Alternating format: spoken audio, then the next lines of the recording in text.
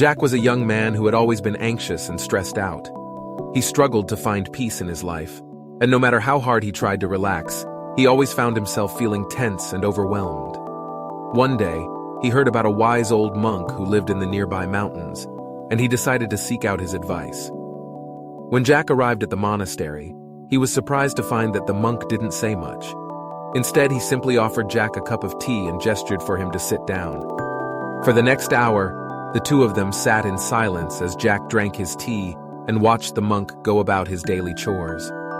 At first, Jack found the silence to be uncomfortable. He fidgeted in his seat and felt the urge to speak, but the monk remained quiet and serene.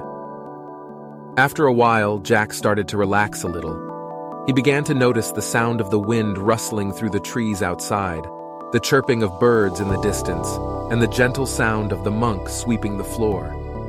After a while, Jack couldn't take the silence any longer. "How can you stand to be so quiet all the time?" he blurted out. "Don't you get bored?"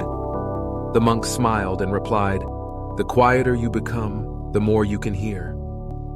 At first, Jack didn't understand what the monk meant, but as he continued to spend time with him, he began to learn the value of stillness and quiet. He started taking long walks in nature, meditating every day, and simply taking time to be quiet and still.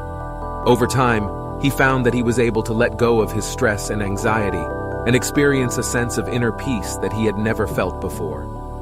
Through his time with the monk, Jack learned that the key to finding peace wasn't to try and control or eliminate his thoughts, but to simply allow himself to be still and present in the moment. He learned that by quieting his mind and focusing on his breath, he could let go of the worries and stresses that had been weighing him down. He learned to observe his thoughts and emotions without judgment, and to simply let them pass by like clouds in the sky. As Jack continued to visit the monk and learn from him, he realized that the sense of peace and stillness that he had been seeking was within him all along.